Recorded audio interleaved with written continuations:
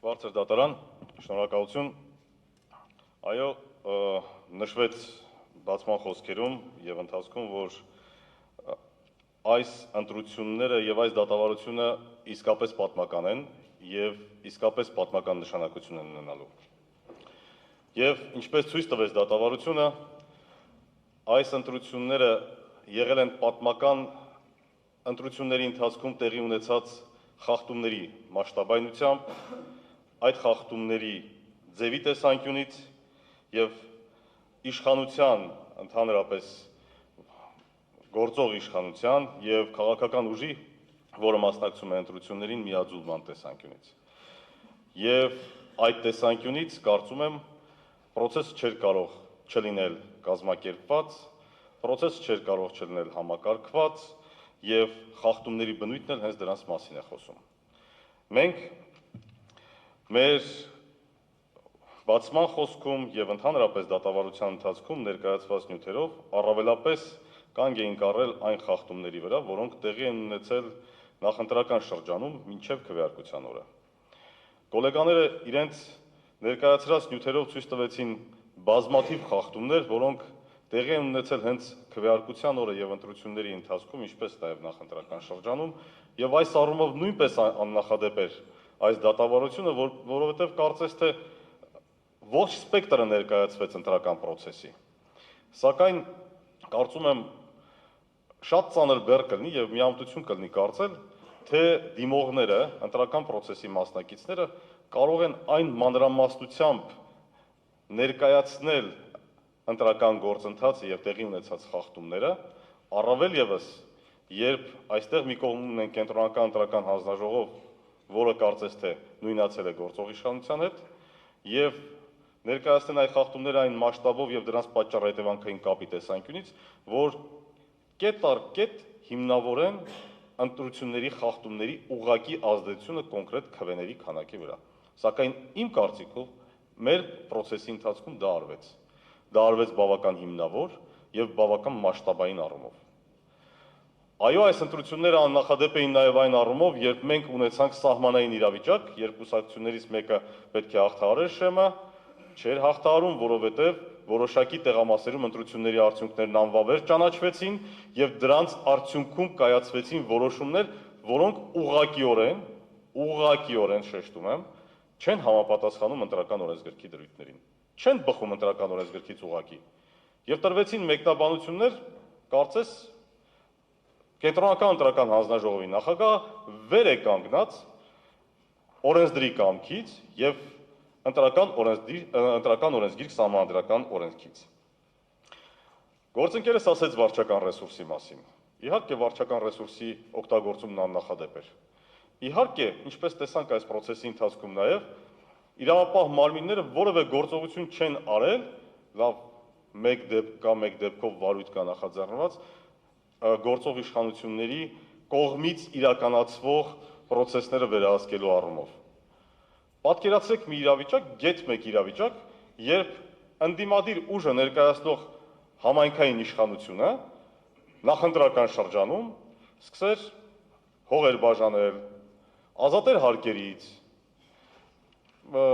ինչ որ արտոնություններ տար, ինչ տեղի կունենար այդ ընդդիմադիր համայնքապետի հետ, բոլորս գիտենք, թե ինչ տեղի կունենար։ Իսկ մենք ցույց տվեցինք արդեն, որ գործող իշխանությունը ներկայացնող կամ քաղաքացիական պայմանագիրը ներկայացնող համայնքներում նմանատիպ երևույթներ տեղի են ունեցել։ 10 լեի ավարտից 5 րոպե առաջ նախազգուշացնել, 4 րոպե մնացել։ Շնորհակալություն։ Շնորհակալություն ձեզ։ Բարձր դատարան, ես կարծում եմ արդեն իսկ պատկերը պարզ է, թե ինչ տեղի կունենար այդ համայնքների հետ, համայնքների ղեկավարների հետ, եւ ես եւս մեկ նկատառում ունեմ։ Հիմա հետընտրական շրջանում շատ կարևոր է նաեւ ուշադրություն դարձնել, թե ինչ է տեղի ունենալու այդ համայնքներում, որովհետեւ արդեն իսկ այդ համայնքներում կատարում են խոստումները։ Իհարկե դա չի վերահսկվելու։ Իհարկե մենք բոլորս լավ գիտենք, որ իրավապահ մարմինները դրան ուշադրություն չեն դարձնելու։ Բայց մենք էլ ծագում ունենք տարբեր համայնքներից, տարբեր համայնքներ ենք ներկայացնում եւ արդեն իսկ տեսնում ենք, թե ինչ է տեղի ունենում եւ ինչպես են կատարվում խոստումները նախընտրական process-ներում տրված համայնքների ղեկավարների կողմից։ Սա նույնպես ազդել է ընտրությունների արդյունքների վրա։ խոսք գնաց սոցիալական կաշառքի մասին կամ սոցիալական արտոնությունների մասին։ Այստեղ շատ խոսեցինք թոշակների մասին, բայց բոլորս մոռանում ենք գույքահարկերի, էլեկտրական մեքենաների գույքահարկի մասին, անտոկոս վարկերի մասին գյուղատնտեսական համակարգում։ Երբ այդ էլեկտրական մեքենաների հարկերի մասին խոսում էինք, դա բավական երկար process էր, 2-3 տարի խոսում եմ, որ այդ գույքահարկերը շատ բարձր են, եւ չգիտես ինչու, ընտրություններից անմիջապես առաջ խնդիրը լուծում ստացավ։ Կարծես հայտնագործություն էր տեղի ունեցել եւ հենց այդ պահին էին լուծումը գտել։ Չենք կարող այս ամենը անտեսել եւ չպետք է անտեսենք։ Մենք մեր դիմումում հատկապես կանգնել էինք այն հարցի վրա, թե ինչու է կարևոր նախընտրական հիմնադրամում միջոցների ներկայացումը եւ ինչով է կարևոր այդ նախընտրական հիմնադրամը։ Ես ուզում եմ այստեղ դատարանի ուշադրությունը հրավիրել ընտրական օրենսգիր սահմանադրական օրենքի 27-րդ հոդվածի 4-րդ մասի վրա։ Չեմ ընթերցի այդ դրույթը, սակայն դրույթի տրամաբանությունն այն է, որ եթե ընդհանրապես նախընտրական հիմնադրամի չափը գերազանցվել է մոտավորապես 5%-ով, դրանց նկատմամբ պետք է 3 անգամ էլ տուգանքներ աշխատեն, այսինքն անգամ 3 լինի, եւ եթե դրանց հանրագումարը 160 միլիոն դրամը գերազանցում է, այսինքն ունենք 40 միլիոն դրամ, եւ 3 անգամ էլ տուգանքներով ավելացվի դառնա 160 միլիոն դրամ, ապա կուսակցության գրանցումը պետք է անվավեր ճանաչվի։ Այսինքն օրենսդրի կամքն է եղել նախընտրական հիմնադրամի 5%-ով գերազանցման դեպքում անվավեր ճանաչել կուսակցության գրանցումը։ Հիմա մենք ցույց ենք տալիս ոչ թե 5%-ով, այլ մի քանի անգամ գերազանցում, առնվազն կրկնակի գերազանցում։ Գործընկերս իր ելույթում նշեց, որ եղել են գրասենյակներ մոտ 130-ը, որոնք նշված են շուկայական արժեքով, դրա հետ կապված հիմնավորումներ բերվեցին, թե ինչ-որ աուդիտի եւ այլ, որը վերաբերելի չէ այս դատավարությանը։ Նշեցինք, որ այդ գրասենյակներում պետք է լինեին աշխատակիցներ, գոնե մեկը։ Մեր դեպքում մենք մեր նախընտրական հիմնադրամում ներառել ենք աշխատակիցներին, ոչ միայն աշխատակիցներին, այլ վճարվող հարկերը։ Գոնե մեկ աշխատակից պետք է ներառվեր։ Նվազագույն աշխատավարձով հաշվում ենք եւ ստանում ենք մոտավորապես 50 միլիոն դրամից ավելի։ Եթե մեկ աշխատակցով ենք հաշվում 100,000 դրամ հաշվարկով այն էլ մեկ աշխատակիցը։ Սա նույնպես էականորեն գերազանցում է այդ չափը։ Եվ ես ամփոփելով խոսքս ուզում եմ նշել, որ այո, հիշում եմ բարձր դատարանի անդամ